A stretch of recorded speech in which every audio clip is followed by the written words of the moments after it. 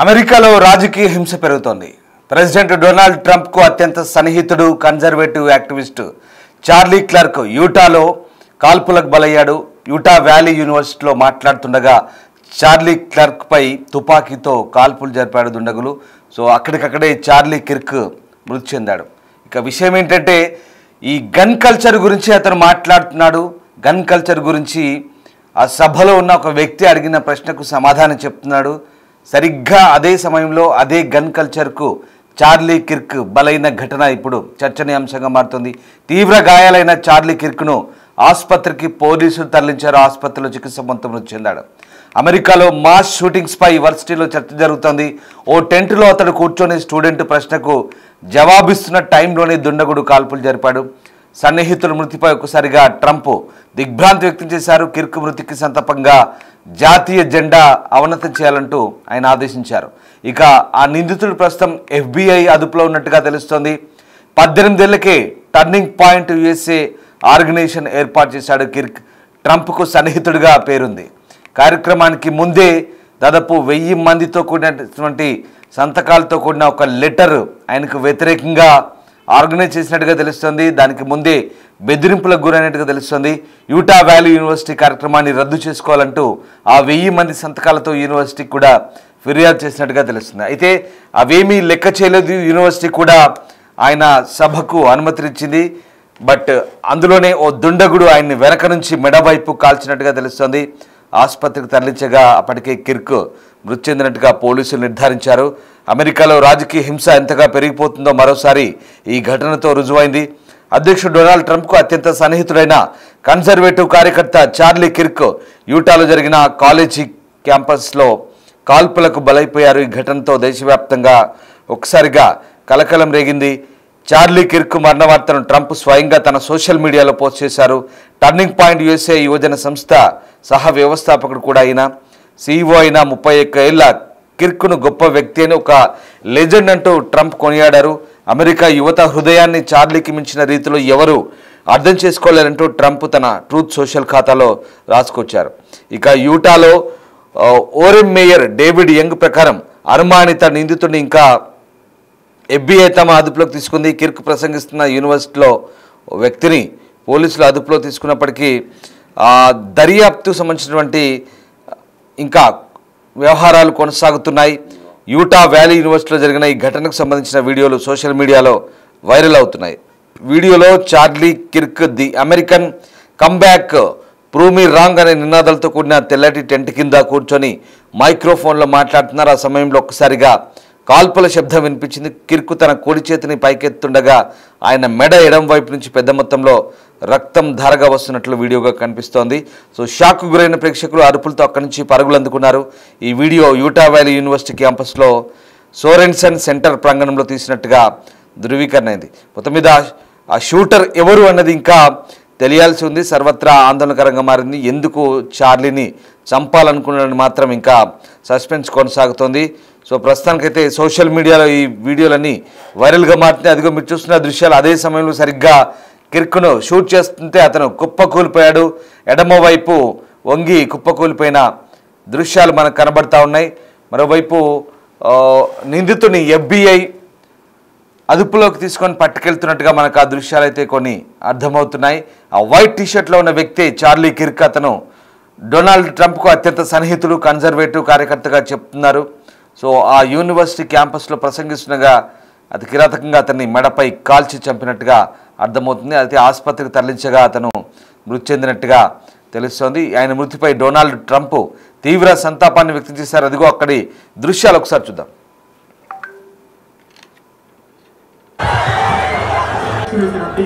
In America over the last 10 years. Counting or not counting gang violence? Great. Shooters that have been in America over the last 10 years. Counting or not counting gang violence? Great. Shooters that have been in America. Charlie with a gun. That's him.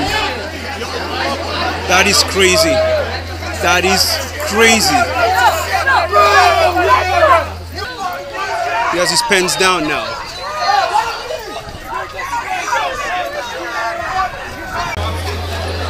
So there's a guy who's being arrested now. He seems to be suspected to have the one who shot at Charlie with a gun. That's him.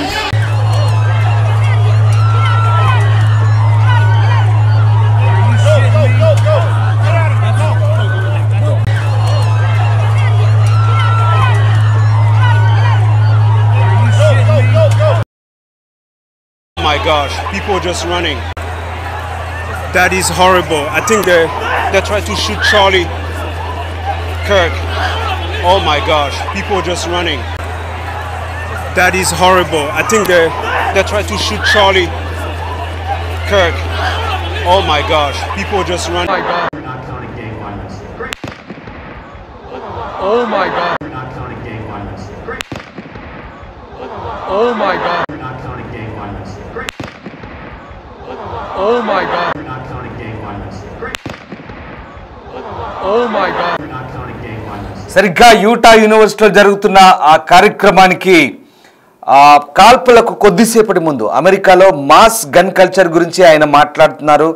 ఈ gun culture ద్వారా ఎంతమంది బలయ్యారు, ఎంతమంది transgenders కూడా ఈ కాల్పులకు గురయ్యారంటూ ఒక student అడుగుతున్న ప్రశ్నకు సమాధానంగా ఆయన బదులిస్తున్నారు. సరిగ్గా అదే సమయంలో యాదృచ్ఛికమో మరి కావాలని చేశారా అర్థం కాని పరిస్థితి. సరిగ్గా అదే సమయంలో ఆ గన్ కల్చర్ గురించి మాట్లాడుతున్నప్పుడే ఆయన్ను షూట్ చేశారు.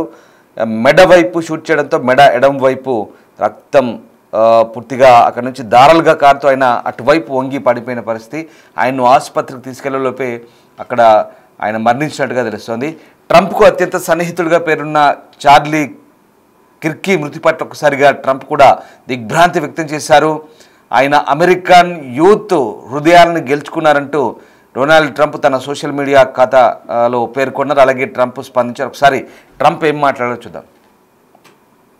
To my great fellow Americans, I am filled with grief and anger at the heinous assassination of Charlie Kirk on a college campus in Utah. Charlie inspired millions, and tonight all who knew him and loved him are united in shock and horror. Charlie was a patriot who devoted his life to the cause of open debate and the country that he loved so much, the United States of America. He fought for liberty, democracy, justice, and the American people. He's a martyr for truth and freedom, and there's never been anyone who was so respected by youth. Charlie was also a man of deep, deep faith, and we take comfort in the knowledge that he is now at peace with God in heaven. Our prayers are with his wife, Erica, the two young, beloved children, and his entire family, who he loved more than anything in the world. We ask God to watch over them in this terrible hour of heartache and pain. This is a dark moment for America. Charlie Kirk traveled the nation, joyfully engaging with everyone interested in good faith debate. His mission was to bring young people into the political process, which he did better than anybody ever, to share his love of country and to spread the simple words of common sense. On campuses nationwide, he championed his ideas with courage, logic, humor, and grace. It's a long past time for all Americans and the media to confront the fact that violence and murder are the tragic consequence of demonizing those with whom you disagree day after day, year after year, in the most hateful and despicable way possible. For years, those on the radical left have compared wonderful Americans like Charlie to Nazis and the world's worst mass murderers and criminals. This kind of rhetoric is directly responsible for the terrorism that we're seeing in our country today, and it must stop right now. My administration will find each and every one of those who contributed to this atrocity and to other political violence, including the organizations that fund it and support it, as well as those who go after our judges, law enforcement officials, and everyone else who brings order to our country. From the attack on my life in Butler, Pennsylvania last year, which killed a husband and father, to the attacks on ICE agents, to the vicious murder of a healthcare executive in the streets of New York, to the shooting of House Majority Leader Steve Scalise and 3 others, radical left political violence has hurt too many innocent people and taken too many lives. Tonight, I ask all Americans to commit themselves to the American values for which Charlie Kirk lived and died, the values of free speech, citizenship, the rule of law, and the patriotic devotion and love of God. Charlie was the best of America, and the monster who attacked him was attacking our whole country. An assassin tried to silence him with a bullet, but he failed because together we will ensure that his voice, his message, and his legacy will live on for countless generations to come. Today, because of this heinous act, Charlie's voice has become bigger and grander than ever before, and it's not even close. May God bless his memory, may God watch over his family, and may God bless the United States of America. Thank you.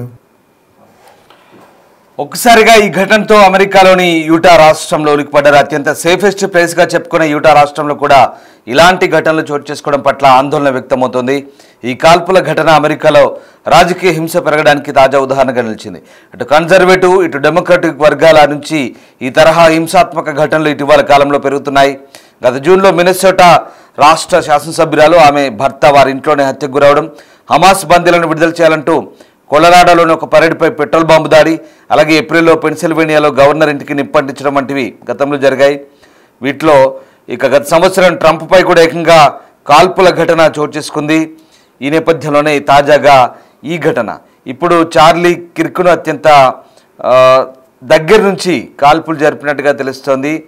ఈ ఘటనతో ఒక్కసారిగా అమెరికాలో gun culture పెరుగుతుందని చెప్తున్న క్రమంలోనే తిరిగి అదే gun కల్చర్కు బలైన ఘటనతో ఒక్కసారిగా చర్చనీయాంశంగా మారిన పరిస్థితి. ట్రంప్కు అత్యంత సన్నిహితుడిగా ఉన్నటువంటి చార్లీ కిర్క్ ఆయన ఈ సంస్థను స్థాపించాడు. టర్నింగ్ పాయింట్ అనే సంస్థను స్థాపించి ట్రంప్కు అనుకూలంగా ఉన్నాడు. గతంలో ఆయన డొనాల్డ్ ట్రంప్ పెద్ద కుమారుడు డొనాల్డ్ ట్రంప్ జూనియర్కు పిఏగా కూడా వ్యవహరించినట్టుగా తెలుస్తుంది. మీరు చూస్తున్న ఫోటోలో ట్రంప్కు అత్యంత సన్నిహితంగా ఆయనతో కలిసిన ఫోటోలో ఆయన భార్య పిల్లలతో ఉన్న ఫోటోలు కూడా ఉన్నాయి. అలాగే యూనివర్సిటీ క్యాంపస్లో షూట్ జరుగుతున్నప్పుడు ఆయన ప్రసంగిస్తున్నప్పుడు ఆయనపై కాల్పులు జరుగుతున్న దృశ్యాలు, అలాగే కాల్పులు జరిగిన తర్వాత అక్కడి నుంచి జనాలు భయంతో పరుగులు తీస్తున్న దృశ్యాలు కూడా మనం చూస్తున్నాం. మరోవైపు కొంతమంది అనుమానితుల్ని అదుపులోకి తీసుకెళ్తున్న దృశ్యాలు అక్కడి నుంచి పోలీసులు ఆ దృశ్యాలు కూడా మనకు కనబడుతున్నాయి. ఓవరాల్గా అమెరికాలో చోటు చేసుకునే ఘటనతో ఒక్కసారిగా జనాలు షాక్ గురయ్యారు, ఉలిక్కిపడ్డారు. ఈ ఘటనపై ప్రస్తుతం FBI దర్యాప్తు చేస్తుంది. FBI అదుపులో కొంతమంది అనుమానితులు ఉన్నట్టుగా తెలుస్తోంది.